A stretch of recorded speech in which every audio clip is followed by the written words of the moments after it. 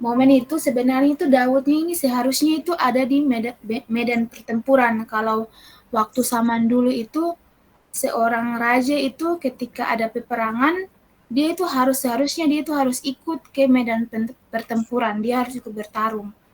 Tapi pada waktu itu Daud itu tidak pergi ke medan pertempuran, tapi dia memilih untuk tinggal di istana sendiri. Jadi semua itu lagi pergi bertarung di medan pertempuran, tapi Daud ini tetap memilih untuk tinggal di medan pertempuran.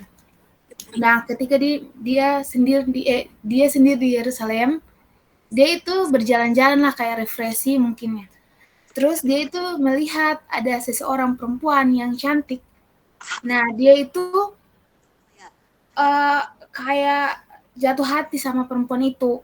Dan dia tuh langsung mencari tahu siapa wanita itu. Ketika dia tahu itu wanita itu sebenarnya itu adalah istri Uria, istri orang gitu. Jadi perempuan itu sudah bersuami. Tapi Daud ini tetap memilih untuk panggil si wanita itu untuk bersetubuh dengan perempuan itu. Jadi sesuai dengan yang tema kita tentang kedagingan, jadi di sini nih kita kayak sharing terkait itu kenapa sih penyebab Daud sampai bisa dia jatuh gitu loh.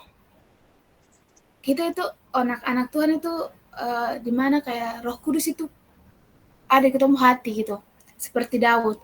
Sebenarnya kalau menurut pandangan aku tuh Daud itu kayaknya dia tuh pasti ada Roh Kudus kasih tahu dia hati kalau ini sebenarnya salah gitu. Apalagi Daud adalah orang yang dekat sama Tuhan. Tapi Daud itu kayaknya mengabaikan gitu. Karena dia lebih mengikuti kedagingannya daripada yang Roh Kudus bilang ke dalam hatinya Daud. Sehingga Daud itu bisa gitu loh, panggil wanita, panggil istri orang untuk bersetubuh dengan dia. Nah, terus dari kisah Daud ini, Bata mengambil poin kalau yang pertama itu penyebab sampai Daud bisa jatuh itu karena satu, dia itu sebenarnya dengar suara Tuhan, tapi dia memilih mengabaikan. Kayak hidup anak-anak Tuhan itu pasti ada, bahkan bukan anak Tuhan sih, orang-orang yang tidak mengenal Tuhan, mereka itu tahu mana benar dan mana salah. Apalagi anak-anak Tuhan gitu. Pasti ketika kita mau lakukan sesuatu itu Roh Kudus pasti kasih tahu dalam hati gitu. Apalagi itu hal yang salah, Roh Kudus itu pasti mengingatkan atau membuat hati kita tidak tenang gitu, karena itu hal yang salah. Tapi di sini tuh Daud kayak seperti mengabaikan. Jadi kenapa sampai kita anak-anak Tuhan itu jatuh, karena seringkali itu kita mengabaikan kayak peringatan dari Roh Kudus. Yang pertama itu yang poin yang saya dapat yang pertama. Jadi kenapa kita sampai bisa jatuh? Karena kita mengabaikan suara dari Roh Kudus. Yang kedua itu kita itu tidak kayak gimana ya? Kita tuh kalau ketika pikiran kita diganggu sama hal-hal duniawi, kita itu bisa untuk mengendalikannya gitu. Contohnya, mungkin bisa lakukan sesuatu yang menghindarkan pemikiran kita tentang hal tersebut. Tapi itu kadang kita itu lebih mengikuti gitu, lebih mengikuti kedagingan kita dan mengabaikan yang lain gitu. Contohnya Daud itu tempatnya itu seharusnya di medan pertempuran, itu tanggung jawab dia itu di medan pertempuran. Tapi dia mengabaikan tugas dan tanggung jawab dia menyibukkan dirinya itu dengan sesuatu yang menurut aku tuh kurang penting. Karena dia tuh sebagai seorang pemimpin, seharusnya dia itu berada di tempat pertempuran. Begitu juga dengan kita gitu. Seharusnya kita itu lebih menyibukkan diri dengan sesuatu yang bermanfaat daripada duduk merenung hidup sendiri gitu. Kebanyakan dari kita itu sering jatuh, bahkan tuh yang khususnya anak-anak muda ya, sering jatuh itu kalau pikiran kita kosong. Terus tidak ada aktivitas yang dilakukan gitu. Nah, Daud ini sebenarnya Tuhan juga kalau misalnya dia tidak pergi ke medan pertempuran, dia bisa melakukan hal yang lain. Semisal contoh seperti kita, kalau kita tidak kerja atau tidak melakukan sesuatu, kita bisa mengambil waktu itu untuk bersaat teduh sama Tuhan atau me time sama Tuhan gitu. Tapi Daud ini dia memilih untuk berjalan-jalan gitu. Berjalan-jalan bagus, maksudnya bukan suatu larangan, refreshing. Tapi kalau itu tidak terlalu penting, lebih baik diam dalam hadirat Tuhan. Nah, Daud itu dia mengabaikan pekerjaannya, tanggung jawabnya. Dia memilih untuk bersantai-santai dan dia mengabaikan semuanya begitu. Jadi kalau kita itu kadang itu jatuh itu karena pemikiran kita kosong. Terus tidak melakukan aktivitas. Sebenarnya itu aktivitas itu yang menyingkirkan pemikiran kita dari hal-hal yang salah. Jadi contohnya mungkin kita kayak duduk-duduk nih, terus overthinking atau kayak memikirkan hal-hal yang tidak benar. Kita itu bisa lakukan aktivitas yang bisa menyingkirkan itu, kayak pemikiran-pemikiran itu. Jadi itu 2 poin yang bisa saya ambil tentang penyebab Daud jatuh. Nah, yang kedua itu akibat dari perbuatan Daud. Yang pertama itu Allah marah kepada Daud. Jadi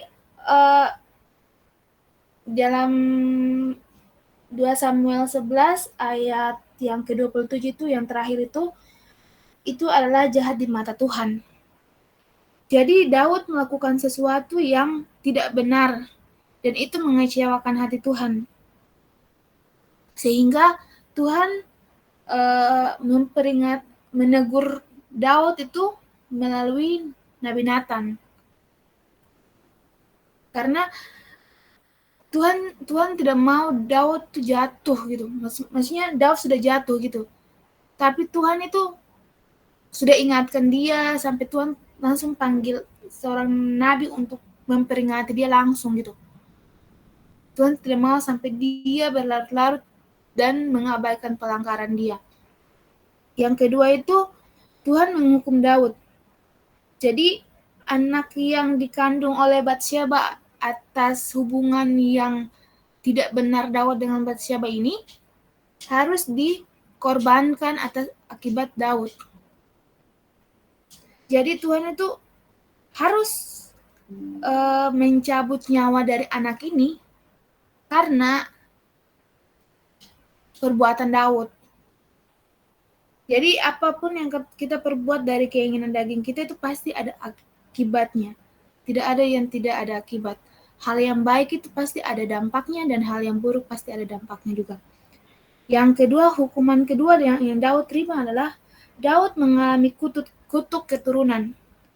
Di mana Tuhan bilang bahwa di 2 Samuel 12 itu nanti mungkin Bapak Ibu Saudara-saudara bisa baca di situ Nabi Nathan itu memberitahukan kepada Daud bahwa akibat dari pelanggaran yang dibuat Daud ini, maka keturunan Daud, anak-anak Daud, bahkan istrinya itu akan saling mentiduri. Jadi kayak berselingkuh, bahkan melakukan hal-hal yang najis. Akibat dari kesalahan dari Daud. Dan pedang tidak akan menyingkir dari keturunannya, yang seperti yang pernah dibawakan sama Kak Angel tentang Amnon dan Tamar. Nah, itu yang Tuhan bilang itu tergenapi, bahwa bahkan anak-anak istrinya itu bersetubuh. Anak-anaknya itu bahkan saling mentiduri. Terus setelah dari kejadian itu saling Amnon dan Tamar saling melakukan hal yang tidak benar, akibatnya itu ada pertumpahan darah, bahkan dari saudara sendiri. Jadi Bapak Ibu Saudara-saudara bahwa akibat dari pelanggaran kita itu bisa berdampak sampai ke sesama kita, ke keluarga kita, ataupun ke masa depan kita. Jadi semoga kita bisa lebih dekat sama Tuhan lagi agar kita bisa melawan keinginan daging kita, karena balik lagi bahwa sumber kekuatan kita itu dari Tuhan, dan yang bisa mampukan kita untuk melawan kedagingan kita itu hanya Tuhan gitu. Mungkin sebelum saya mengakhiri sharing saya pada malam hari ini, saya mau bersaksi sedikit. Jadi tentang kedagingan juga sih, dan tentang teguran dari Tuhan. Jadi sebelum saya PKL, sudah PKL 1 bulan kalau tidak salah. Nah di situ saya tiba-tiba itu dihubungi sama orang gereja saya. Terus dia tuh dapat pesan dari Tuhan buat saya. Dia bilang, Tuhan kasih ingat kalau di tempat PKL jangan lupa Tuhan. Terus jangan mendua hati itu. Lalu saya itu kayak, oh iya betul pesan Tuhan. Saya kayak iya kak. Tapi berjalannya waktu, saya mengabaikan pesan Tuhan yang orang kerja saya itu bilang. Lalu berjalannya 1 bulan, saya menyesal karena tidak mendengarkan perkataan dari orang gereja itu. Lalu saya duduk nangis, Tuhan, saya salah gitu, karena mengabaikan perkataan yang Tuhan bilang. Saya tuh sampai 2 minggu kemarin, saya lagi di fase kayak down sekali. Saya bilang, Tuhan tolong kasih saya kesempatan untuk perbaiki gitu. Saya tahu saya salah gitu, karena mengabaikan apa yang Tuhan bilang kepada saya. Nah, pas saya lagi down itu, kakak rohani orang gereja itu hubungi saya lagi. Dia tanya, Mei, are you okay gitu. Dan itu saya tuh tidak kasih tahu ke orang lain, dan saya cuma curhatnya sama teman sahabat dekat saya. Intinya kayak kalau orang yang tidak mengenal saya itu tahu saya baik-baik saja gitu. Karena ya intinya kayak saya tuh kayak kelihatannya bahagia gitu, tapi tidak tahu yang kedalaman saya. Nah, saya cuma ceritanya sama teman saya. Lalu dia orang gerejanya tuh menghubungi saya dan dia bilang, kamu tidak baik-baik saja gitu, Mei. Nah, di situ langsung saya cerita kepada orang itu, iya saya tidak baik-baik saja karena saya mengabaikan warning yang Tuhan berikan buat saya. Akhirnya saya sendiri yang menyesal gitu. Lalu dia bilang, nggak apa-apa gitu, kamu belajar dari kesalahan kamu. Ayo perbaiki diri. Terus perbanyak dekat sama Tuhan gitu. Saya sampai tanya, Kak, gimana biar saya tuh nggak kayak gini lagi loh. Saya pengen kayak melepas segala sesuatu yang memang kayak menurut saya itu tidak baik dalam diri saya gitu. Lalu dia bilang, yo fokus sama pendidikan kamu, fokus sama hal-hal yang bermanfaat dalam hidup kamu. Dan yang pertama itu kamu harus dekat sama Tuhan, biar hal-hal yang tidak benar dalam diri kamu itu Tuhan lepaskan gitu. Lalu saya dengar perkataan dia. Saya mulai dekat sama Tuhan kembali, mau mesbah kembali. Terus saya menyibukkan diri saya dengan hal-hal yang menurut saya positif. Saya mengerjakan KKW saya, kayak melakukan hal-hal yang positif, dan itu saya sampai duduk nangis, Tuhan tolong perbaiki saya, Tuhan tolong, saya tidak mau seperti ini. Lalu akhirnya Tuhan memulihkan hidup saya gitu. Tuhan, dulunya saya tuh down sekali dan gimana ya, kayak orang bilang di depan saya senyum, di dalamnya saya lagi down gitu. Tapi ketika saya mulai minta sama Tuhan tolong, akhirnya Tuhan dengan sedikit-sedikit memulihkan saya, bahkan saya lebih lagi untuk kayak mensyukuri hidup saya, dan saya mulai berdamai sama diri sendiri. Jadi kesaksian saya ini bahwa Bapak Ibu Saudara-saudara, kalau kita dengar pesan Tuhan atau secara spesifik Tuhan bilang ke kita dari orang-orang yang benar, ayo diingat, harus diingat, dipasang di pemikiran dan hati, karena kalau kita tidak dengar nanti akibatnya seperti saya menyesal, dan itu proses pemulihannya itu sangat-sangat berat, tidak segampang membalikan tangan. Jadi ayo semakin dekat lagi dengan Tuhan biar hidup kita lebih diperbaharui.